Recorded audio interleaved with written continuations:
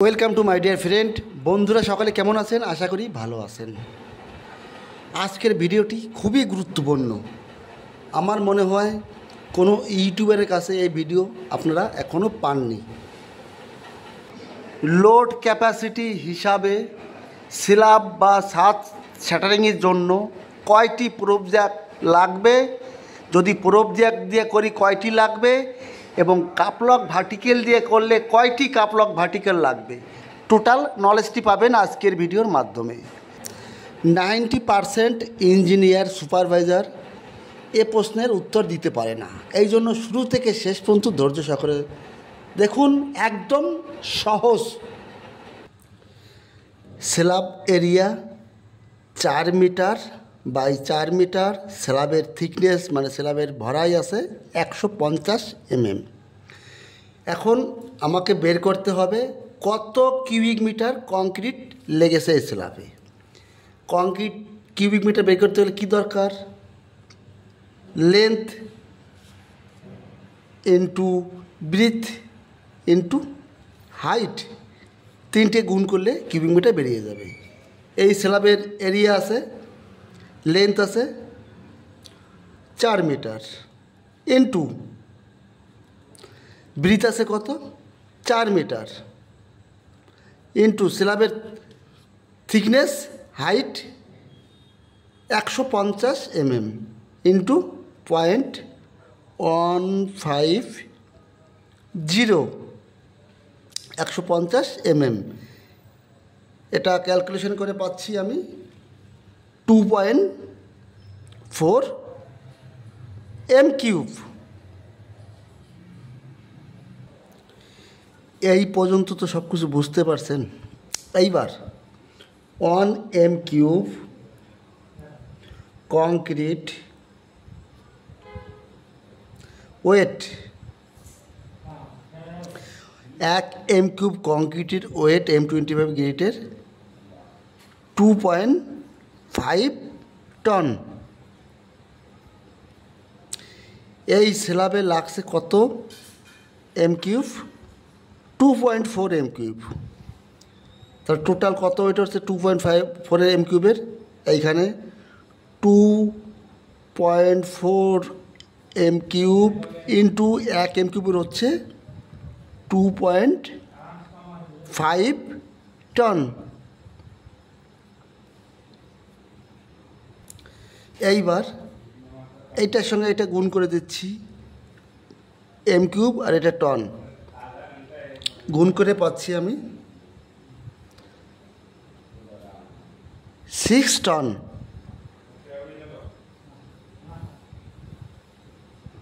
Clear? এই স্ল্যাবে concrete wait হচ্ছে total 6 ton. এইবার এক্সট্রা লোড,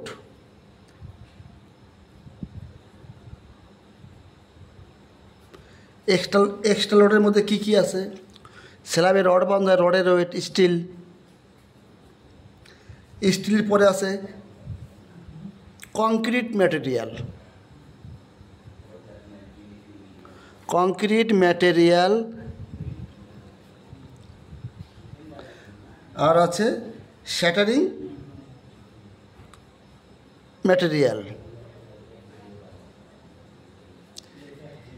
টোটাল এই কটা জিনিসের ওয়েট সেফটির জন্য 40%। এই 6 টনের সঙ্গে 6 টনের 40% যোগ করতে হবে। তোমার টোটাল স্ল্যাবের কংক্রিট ওয়েট হচ্ছে 6 টন। আবার 6 টনের 40% এক্সট্রা, যেমন স্টিল, শ্যাটারিং ম্যাটেরিয়াল, কংক্রিটের pump, labour, man power, total 40% extra plus করতে হবে 40%। এইবার 6 টনের 40% কত হচ্ছে? 6 ইন্টু 40 মানে 0.40।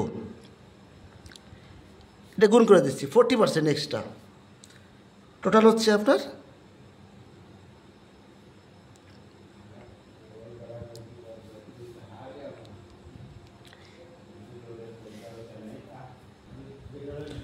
2.4 টন, এর 40%, 6 টনের 2.4 টন। এই যে কংক্রিটের লোড তো এখনও ধরা আছে এখানে, কংক্রিটের লোড 6 টন প্লাস 40% এক্সট্রা হচ্ছে 2.4 টন, টোটাল হচ্ছে কত? 8.4 টন। ক্লিয়ার বন্ধুরা? এইবার আমি স্ল্যাব শ্যাটারিং যদি কাপলকে করি, কাপলক ভার্টিক্যালে যদি করি কয়টা লাগবে? এইবার যদি প্রোব জ্যাকে করি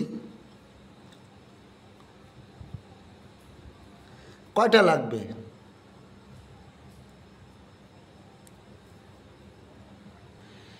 এটি আপনার প্রোব জ্যাক, এখানে স্ল্যাব শ্যাটারিং করা হয়েছে, মাঝখানে পিন দিতে হয় আগে ছোট বড় করার জন্য পিন, এটা প্রোব জ্যাক। এই প্রোব জ্যাক কয়টি লাগবে এই স্ল্যাবে? সামনে দেখতে পাচ্ছেন এটা কাপলক ভার্টিক্যাল, এটা সাইডে আপনারা দেখেছেন, এটি কয়টাই লাগবে এই স্ল্যাবের শ্যাটারিংয়ের জন্য? কাপলক ভার্টিক্যালের লোড ক্যাপাসিটি খাতায় নোট করে রাখুন। কাপলক ভার্টিক্যালের লোড ক্যাপাসিটি হচ্ছে 2 টন, আর প্রোব জ্যাকের load capacity 1.5 ton, total 8.4 ton. এইবার যদি আমি কাপলক ভার্টিক্যালে করি কয়টি লাগবে? 8.4 টন ডিভাইডেড একটা ভার্টিক্যাল 2 টন ডিভাইডেড 2, কমসে কম 4টের বেশি দিতে পারবেন, 4টের কম দিলে হবে না। এইবার যদি প্রোব জ্যাকে করি কয়টা? প্রোব 1.5, একটা ভার্টিক্যাল লোড ক্যাপাসিটি 1.5,